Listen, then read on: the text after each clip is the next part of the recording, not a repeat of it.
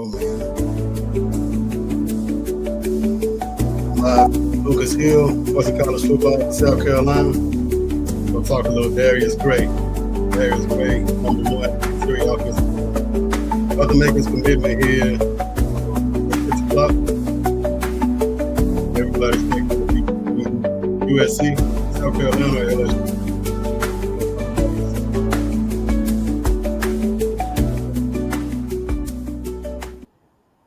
The number one interior offensive lineman is set to make a decision today as we get ready. Darius Gray, the number one interior guy from St. Christopher School out in Richmond, Virginia, is set to make a decision today as we are ready for what should be a very interesting commitment. What is going on, ladies and gentlemen? Thank you all for tuning in once again here on simulcasting on a multitude of different channels. We're on Ohio State, Clemson, Tennessee, South Carolina, LSU, recruiting at the Voice of College Football. We are also live on my own personal X, and we are live here on Gamecocks Inside as well. Joining me over at LSU at the Voice of College Football, Lewis Johnson is here with us. Lou, good to see you, my friend. Glad we finally meet. Grateful to have you on, man. How are you feeling going in as we are 8 minutes away from his official announcement? I'm good, man. I'm good. Thanks for having me on. Not overly confident, but I'm feeling good. You know, anything can happen. This is a big one, man. Darius Gray, like you said, top interior offensive lineman in the country. A big need for anybody, but particularly LSU, who's trying to get this offensive line back on track. But yeah, man, about to hear a big decision here in a few. Talk to me about the offensive line in general, and just talk to me about how big of a need is this for LSU going forward in their 26 class, which is already loaded, as we talked about, capping off of 25, which was a phenomenal recruiting class. Now you get into the 26 era and beyond. What is this going to mean if he is to be an LSU Tiger? Well, it's huge, man, because before we even get to recruiting, you know, LSU had some issues running the ball last year, and I don't think it was necessarily a talent deal. You got to kind of commit to it, but either way, you're talking about an elite guy, and when you're talking about running the ball, Gray has a nasty streak. Like it's what you want out of an offensive lineman. This dude is he's big, literally, as a recruit and in size. It's like 320, but he finishes every play. When you watch him, he gets to the second level, and he's blocking a linebacker 20 yards down the field. I'm not even exaggerating. Like yes. 20 yards down the field, he's pinning a guy down. But that's the kind of guy you're getting. But not only do you get that effort, you get a big, nimble guy. This guy's quick. He can pull. He can do anything you want as a guard, but he's got some versatility to play outside too. Now for LSU, you definitely need that help on the interior because you got 4 offensive linemen committed for that 26 class right now, but only one of them is projected to play on the interior. So you can have all the tackles you want. If you're allowing pressure up the middle or you can't move anybody up the middle in the run game, you're in trouble. It's going to be a big decision for LSU. Yeah, absolutely. And you're completely right.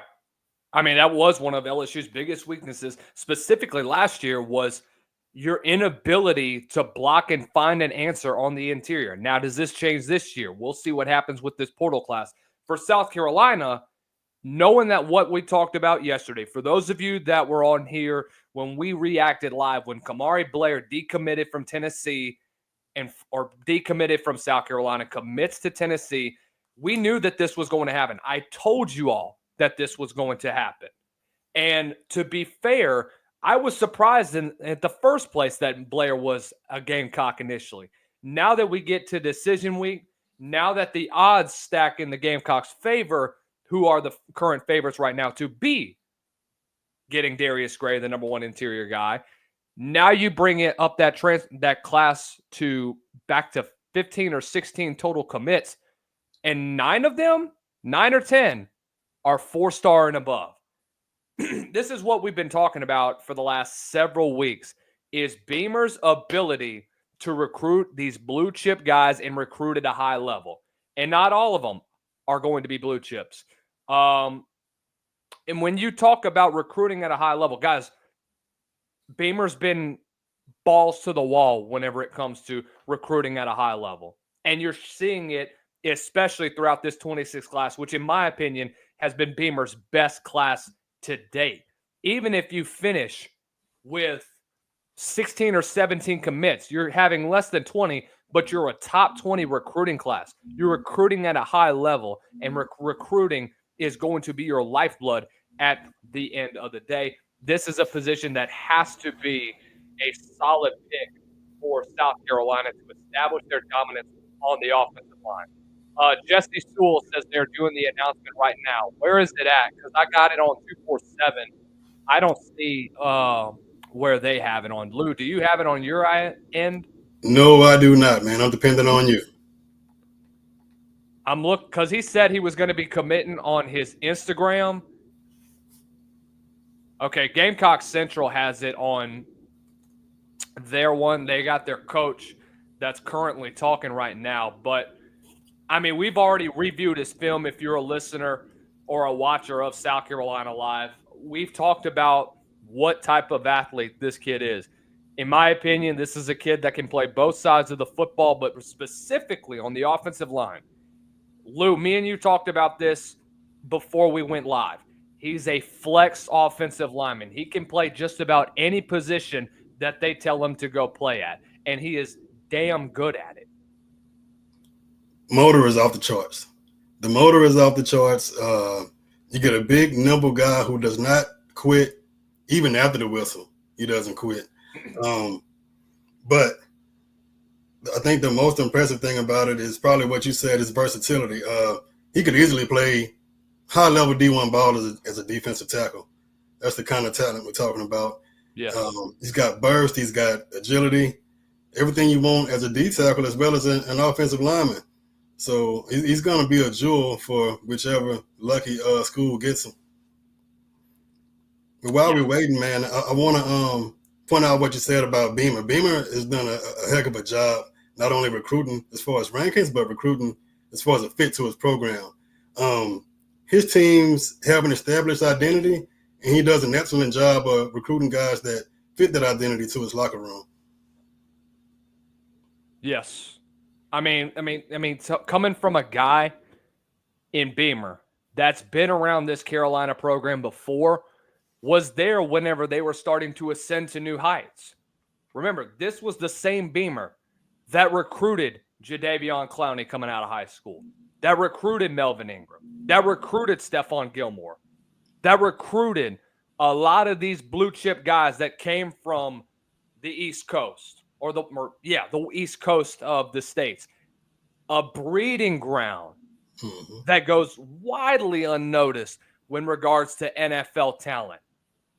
I mean, you've seen plethoras of high school athletes from the Virginias, the Carolinas, the Jersey areas that have all gone on to have successful careers, all of which came from the East Coast and have contributed greatly to that South Carolina program, both past and present.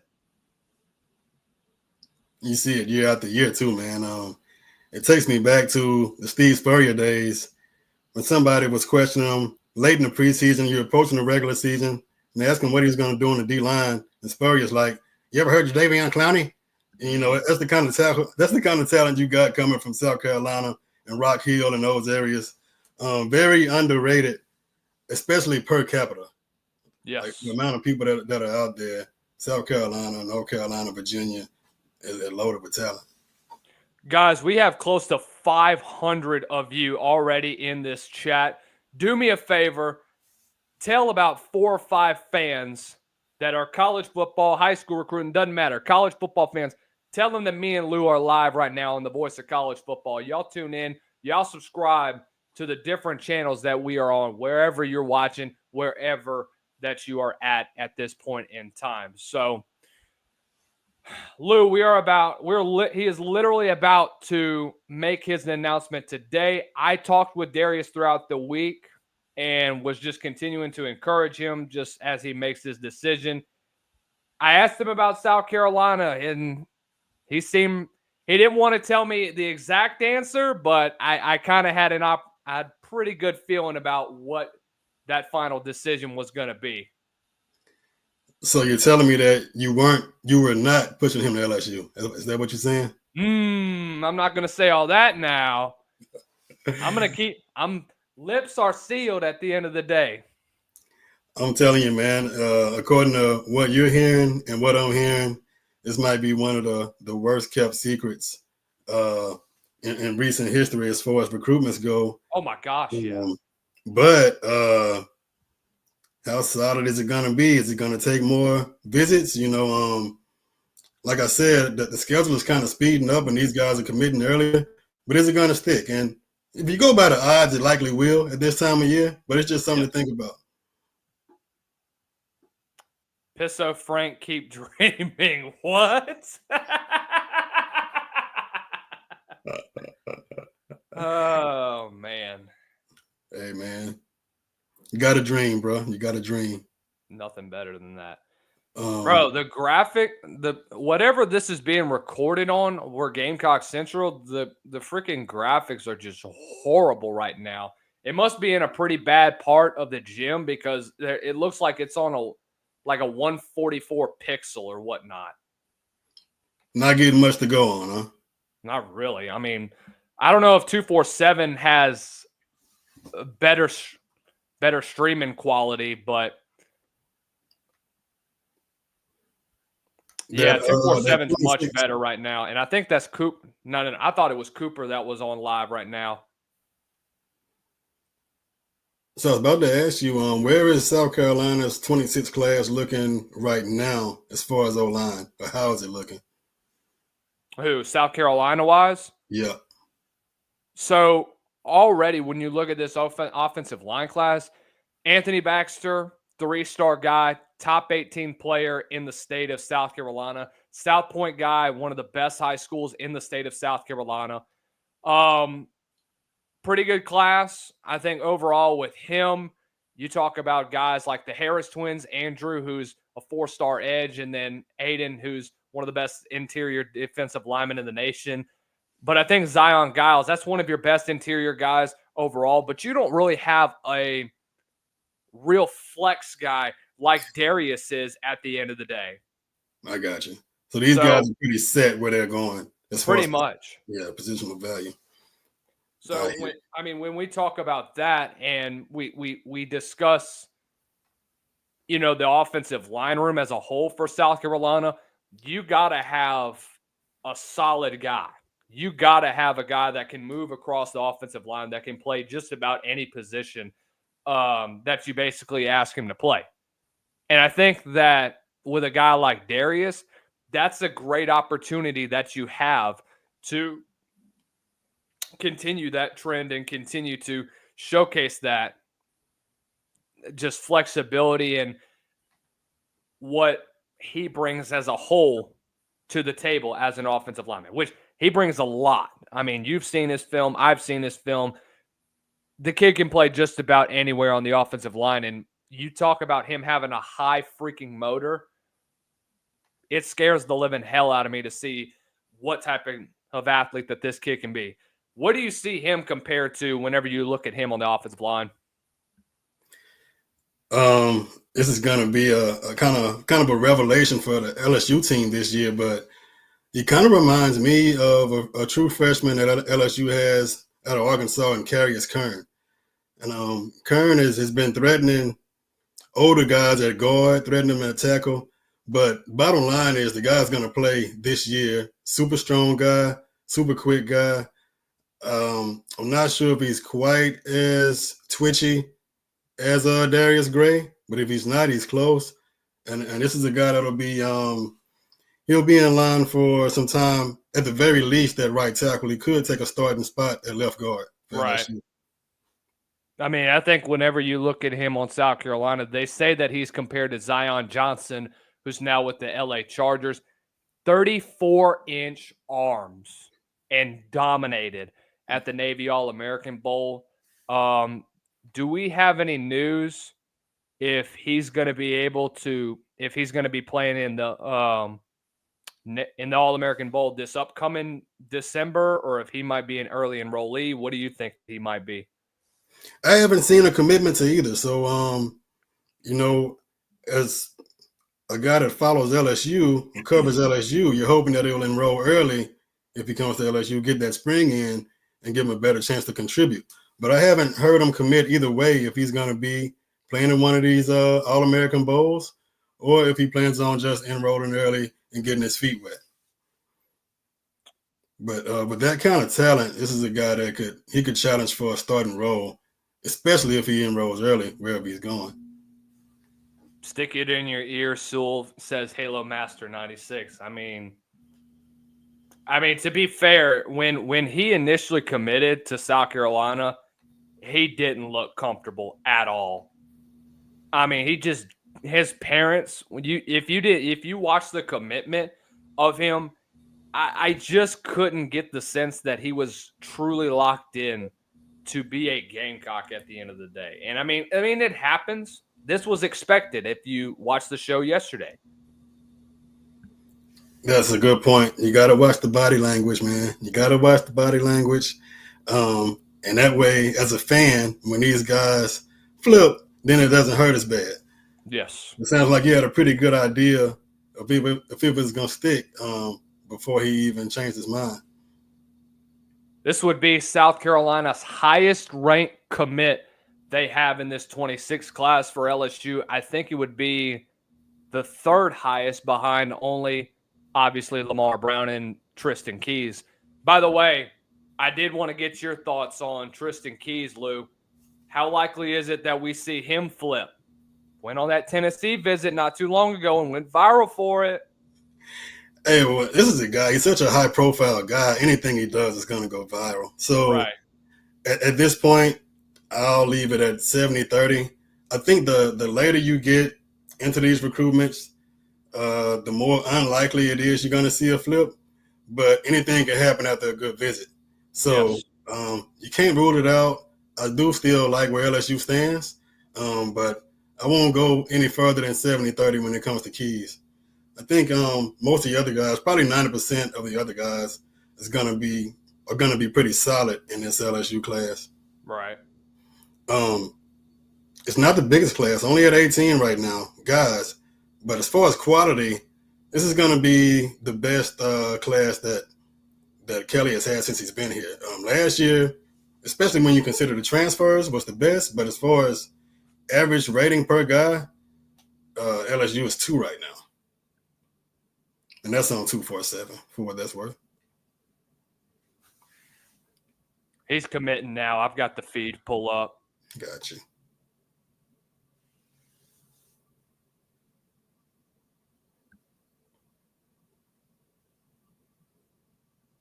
Hope he's got his purple and gold hat close by.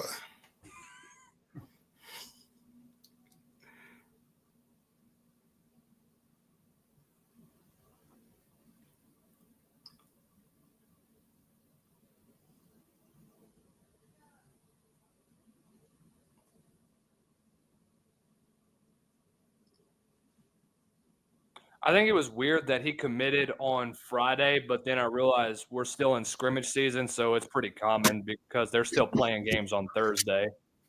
Right. Hadn't quite hit regular season yet up there, huh? Because I think it's kind of like Louisiana.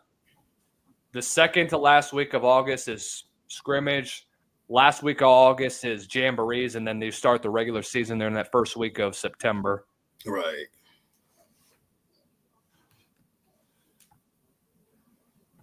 Well, since I can't see it, what's the dress code for his parents? What are his parents looking like? Or family? There you go. Darius Gray is a South Carolina Gamecock. He just put that South Carolina Gamecock hat on. Wow. Probably that's probably the biggest win that South Carolina has gotten so far this offseason in the recruiting trail. Again, I told you guys this was happening yesterday. I told you it was happening Wednesday. I got the text that confirms it. Lou, overall thoughts whenever it comes to Darius Gray who is now officially a South Carolina Gamecock. Man, big shout out to South Carolina and big major shout out to Shane Beamer. I spoke a few minutes ago about Beamer recruiting to his system and finding the right fit. Well, this is a guy who's the right fit, and he's just an all-star, ready-to-go player. And you beat out some major programs for this guy. So just got to give credit to Shane Beamer on this one. And if he keeps recruiting at this rate, there's no limit to what South Carolina can be. Guys, those of you in the chat that right now, give us your thoughts on Darius Gray that is officially a South Carolina Gamecock. Hayes Fawcett officially dropping the graphic, and this is actually kind of fire. He posted this. Actually, they had on one of the video boards for his little video, his commitment video. It had this specific little graphic that Hayes created with all the NCAA games and all the jerseys that he was in for the finals, which I thought was really freaking cool. Yeah, Fawcett is the best. You know, it's funny how Hayes has been around for so long, and it just seems like his graphics keep getting better and better and better every freaking time that he puts out a new one. Well, you know your graphics are good when they kind of morph you into a recruiting guru. Literally. like you know you're doing some serious business. I wonder how much he charges. At this point, he can probably do it for fun. No, literally. I mean, On3 is essentially paying him to do it, and he's one of the best in the business, so pretty much what you expect at the end of the day. So what's this mean for the program? It's a huge win. Absolutely massive win for South Carolina. And this now moves them, and it still keeps them at 17th in the official rankings. But I think this is one of South Carolina's biggest recruiting wins since you got since you got Lenore Sellers 2 years ago. I would compare it to that sort of level, because when we talk about a game changer, that's exactly what Darius Gray is. And that's exactly what I'm expecting him to be at the end of the day. Doesn't surprise me that he's at this level. Doesn't surprise me one bit about how dominant he will be at the next level. I think Shane Beamer and company got a massive need at offensive line, and it's going to help bolster that offensive line better than it has been before, because you know the woes that they had early on in the season, especially in pass protection.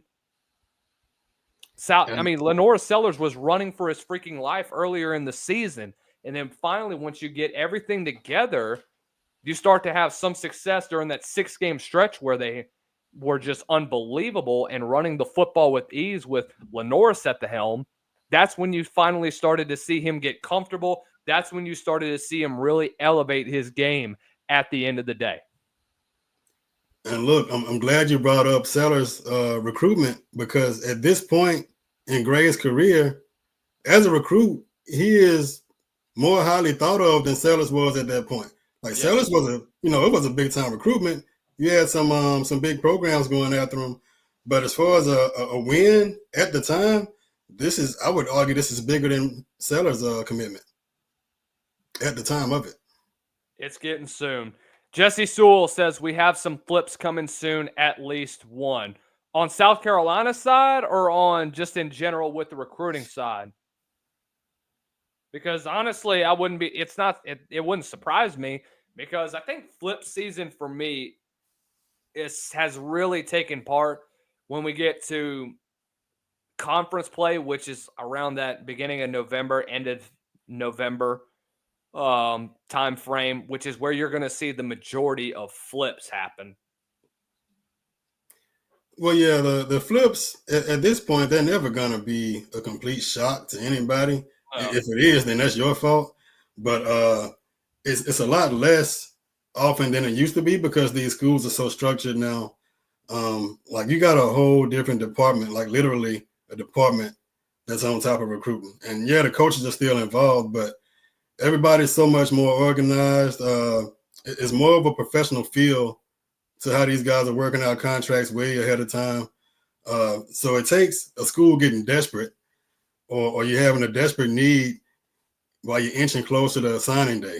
So yeah, it'll be some flips, but I wouldn't put my money on too many of them. No, I wouldn't either, to be honest with you. I do think, and thank you, Jesse, by the way, for clarifying. Yeah, I kind of do see South Carolina potentially seeing a couple flips. I think it's still up in the air for Darius. It could be still up in the air for guys like Smoke Matthews, who's currently at Texas right now. He could definitely flip at the end of the day. But regardless of this, guys, this is now the 20th 5-star that is committed to at least one team. 20 programs have 5-star commitments in the 26 recruiting cycle, which I think is so incredible. And it just goes to show you how tight that window was for the 5-star rank. They were going to get maybe 4 or 5, which was your typical blue bloods, like your LSUs, your Bamas, your Georgias, your Ohio States, and your Oregons. Now with where NIL is at this point, that's more wide open at this point in time. Now that you have other schools like your Carolinas, like your blue chip teams like North Carolina, like even a team like Miami that hasn't really had a lot of success before with the recruiting landscape like they had in the early 2000s. Now you're starting to see them see a resurge because of the amount of donor money that is being generated through that program. And let's just be honest, Lou, $20.5 million to spend on a bunch of kids? No, you're spending a lot more on that. You're spending a lot more through the portal. You and I know that. We're not dumb enough to believe that. Hey man, the bag man never left. The No. bag man never left, and Hey. I don't care what you put in place. He's not gonna leave. But I'm so glad you have NIL here now because what you just said, you've added so much more parity to the game. You're kind of leveling out the playing field to where you got the Texas Techs of the world getting the number one overall recruit, not number one quarterback, number one deep, a number one overall recruit in 27. So the oil money. Right. Just think if OK State still had old boy around. But anyway, man, it makes it fun for the consumer of the game. And you have much less of a separation as far as who has a legitimate chance to win it all. I could easily name 7, 8 teams in the SEC that have a legitimate shot. It might be a surprise, but it wouldn't shock you. Anytime you got Vanderbilt beating Alabama, it's a new day and age. And look where that came from. It's because you got the personnel that you needed through the portal and you got the right pieces. Diego Pavia would not have been a Vanderbilt Commodore if it hadn't have been for Jerry Kill and for Tim Beck being in Nashville. And by the way, the paper bag still exists in college football, except let's have a stack full of freaking money in it. Absolutely. That never left. We can say that, NILs came through, everything's legal now. Nope. We still got under-the-table payments that are being made. Let's not kid ourselves at this point. That is being a big help for a lot of these blue small schools that are finally getting the love that they deserve. Guys, we just passed over 1,000 people of you in here. Guys, you guys are the best. Appreciate you guys being here. We got a bunch of y'all up in here. YouTube, y'all better start picking up the slack, man. We only got to combine 15, 20, 22 of y'all in YouTube. We got 1,000 plus on X. But you know what? 1,000 is 1,000, which I expected. That was going to be the goal going into this one, and we did it. So y'all however you get it. Get them however you get it, man. Yeah, there you go.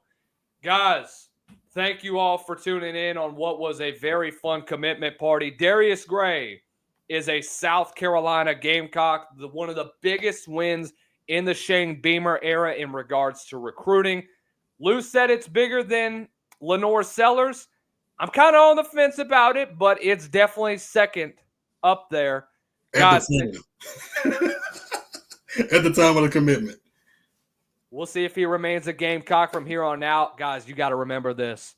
We still got September, October, November, about 3.5 months until we officially have early signing day.